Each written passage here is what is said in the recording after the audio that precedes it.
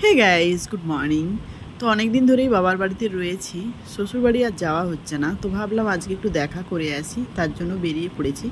যারা আমার পুরনো বন্ধু রয়েছে তারা নিশ্চয়ই জানো এটা। চলে এসছি, কি রোদ। স্নানটা করব, এবার হাঁপাচ্ছি, দেরি হয়ে যাচ্ছে। স্নানটা করব, তারপর রেডি হব। তো চলো স্নানটা আগে করি, করে রেডি হবো। হাঁপিয়ে গেলাম। চলো। এইখানে কি আছে? খোল খোল খোল।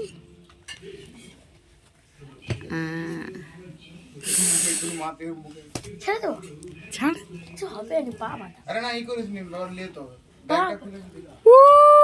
না না, নিচে নামাস না, আবার কে ঢুকাবে? এই দেখো, এটাকে আজকে খাওয়া হবে। ওই নিজেরা ছাড়ালে কত মজা হতো। পারবি না? হ্যাঁ, ফাইন লাগবে 5,000 টাকা। ও টাইম, আমি ভাবলাম ফাইন লাগবে। তো এটা দোকানে দিয়ে আসবে, দোকানে দিয়ে এলে কেটে দেবে। ওই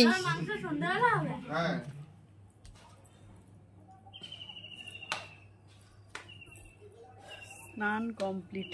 তাড়াহুড়োতে শাড়িটা পরেছি, দেখো আট পৌড়ে করে পরেছি। বেশ ভালো লাগে না? পরে দেখাচ্ছি।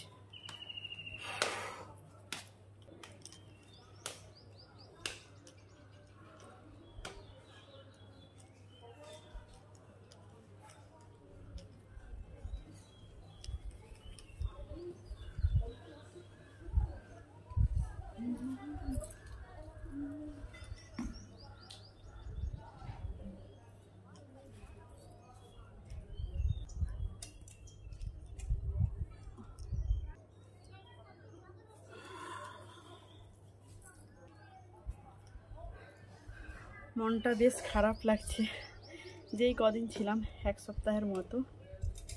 তো বেরিয়ে যাব, মানে স্নান হয়ে গেছে, খেয়ে দিয়েই বেরিয়ে যাব, কারণ যেতে না হলে রাত্রি হয়ে যাবে।